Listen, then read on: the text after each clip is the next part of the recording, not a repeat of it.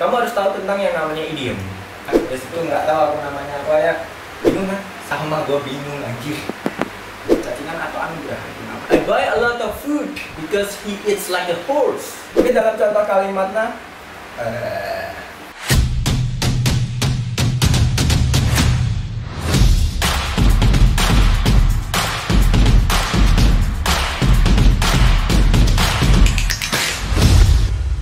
Oke, selamat datang di channel saya ya, channel yang paling keren, channel paling keren ya segalaksi semesta ini ya. Channel bahasa Inggris yang paling top sedunia ya. Dan kali ini kita akan belajar sesuai dengan request dari yang namanya Mr. JC ya. Requestnya adalah idiom ser idiom. Oke, jadi materi kali ini adalah tentang idiom dalam bahasa Inggris yang sering kita gunakan. Apa aja sih ya idiom yang sering kita gunakan nanti? Nanti sabar. Keep calm ya, jadi sabar. Nanti kita akan membahasnya. Tetapi sebelum saya memberi contoh dari yang namanya apa aja idiom-idiom itu, kamu harus tahu tentang yang namanya idiom.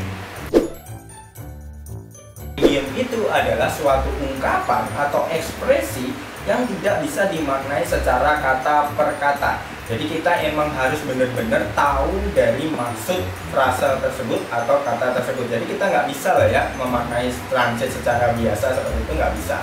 Ya, jadi kita harus memaknainya secara pengertian dan culture-nya dan lain-lain.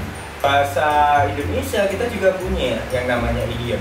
Dan idiom itu bisa berupa rangkaian kata ataupun frasa seperti itu bisa. Cuman dia tidak bisa dimaknai secara kata per kata. Jadi untuk memaknainya kita emang harus tahu makna dari frasa tersebut. Tidak bisa kita memaknainya dengan kata per kata. Kalau di dalam bahasa Indonesia ya, contohnya itu adalah yang pertama banting tulang. Emang kalau banting tulang itu artinya benar-benar membanting gitu? Kan ya enggak ya? Kan enggak benar-benar kamu membanting. Tetapi maksudnya dari situ adalah bekerja dengan keras. Terus ada lagi yang namanya adu mulut. Masa kamu mau mengadu mulut begini? Kayak gitu, diadu mulutmu. Itu cuman cuy. Yang dimaksud dengan adu mulut kan tidak cuman seperti itu. Tetapi yang dimaksud dengan adu mulut ya itu berarti kita berantem. Jadi kita berantem cuma mengolok-olok doang. Fuck you kayak gitu. Jadi kita tidak berantem pukul-pukulan atau kita mengadu mulut kita kayak gitu. No ya. Tetapi maksudnya adalah kita berantem dengan mulut. Maksudnya kita saling mengolok-olok. Itu idiom dalam bahasa Indonesia. Tetapi dalam bahasa Inggris pun juga punya yang namanya idiom. Nah, jadi kita tidak bisa mengartikannya secara kata per kata. Jadi kita harus tahu benar-benar maknanya itu apa. Dan sebelum saya menjelaskan apa aja yang namanya idiom di dalam bahasa Inggris, jangan lupa subscribe, like, comment, and share to your friend. Dan contoh yang pertama ada yang namanya a piece of cake. Semuanya pasti sering ya dengar yang namanya a piece of cake. A piece of cake itu yang dimaksud dengan a piece of cake itu adalah sangat mudah sekali dan easy, very easy. Jadi sangat mudah sekali itu kita bisa mengungkapkannya dengan a piece of cake. Jadi maknanya bukan sepotong kue, tetapi artinya adalah mudah. Oke, dan contoh dalam kalimatnya I expect the English test to be difficult, but it was a piece of cake. So easy. Oke, dan contoh yang nomor 2 ada yang namanya raining cats and dog. Ya, jadi raining cats and dog itu artinya ya bukan hujan anjing dan hujan kucing ya. Nah, bukan anjing dan kucing ya, tetapi artinya adalah hujan lebat, hujannya deras, raining cats and dog. Kalau di dalam contoh dalam kalimatnya seperti ini, don't go outside, it's raining cats and dog. Nah, jadi artinya ya ini terjemahannya ada. Oke, dan contoh yang ketiga ada yang namanya lose your touch. Itu kalau diartikan secara harfiah ya atau secara kata per kata kan jadi kehilangan sentuhanmu. Itu hampir mirip ya untuk maknanya. Lose your touch itu kita maknai dengan kehilangan kemampuan. Itu adalah lose your touch. Oke, dan contoh di dalam di dalam contoh kalimatnya ada yang namanya Oke, dalam contoh kalimatnya ini dia. Oke, dalam contoh kalimatnya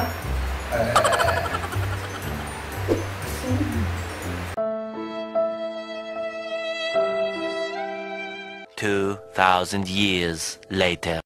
Oke, dan contoh kalimatnya ya, I don't understand when none of the girls want to speak to you. It's look like you lose your touch.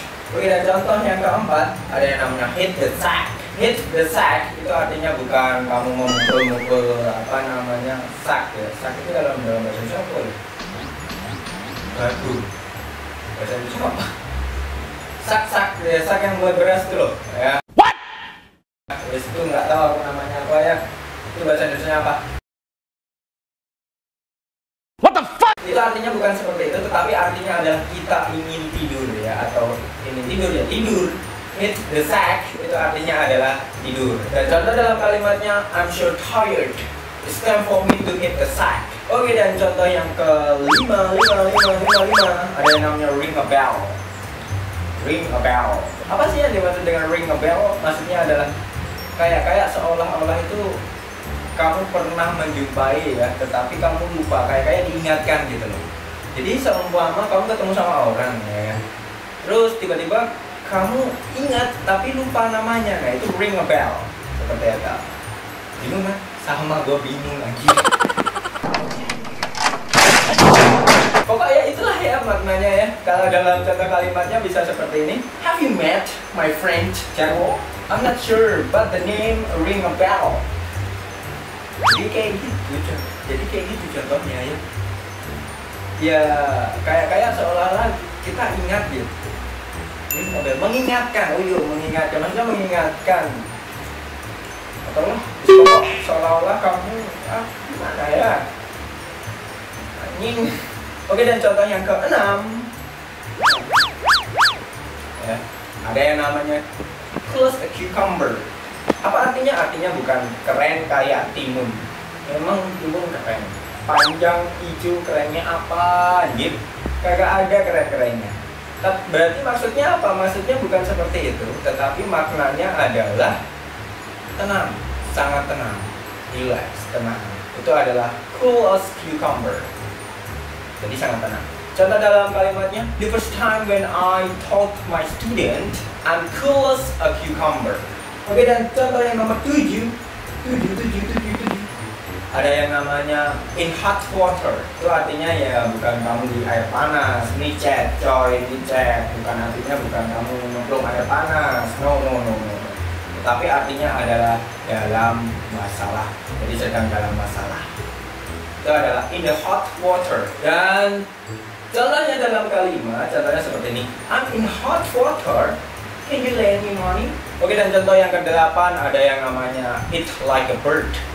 Makan kayak burung. Apa maksudnya? Maksudnya ya berarti kamu makannya sedikit. Eat like a bird. Itu makan sedikit. Dalam contoh kalimatnya, don't buy a big meal. I eat like a bird. Dan lawan katanya dari yang namanya eat like a bird adalah eat like a horse. Itu adalah contoh yang ke-9. Eat like a horse artinya adalah makan banyak. Makannya banyak banget. Tapi nggak gendut-gendut. Itu penyakit atau anugerah. Cacingan atau anugerah. Makan banyak tapi nggak gemuk-gemuk. Oke, langsung aja lah. Gak lucu.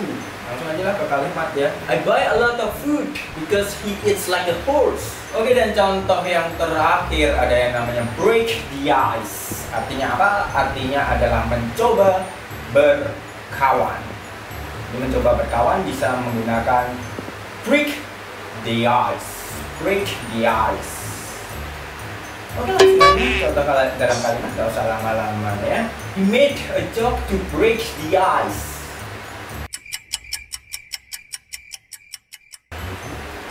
Nah, itu ya sekian dari materi kita kali ini, yaitu adalah tentang idiom yang sering kita gunakan sehari-hari.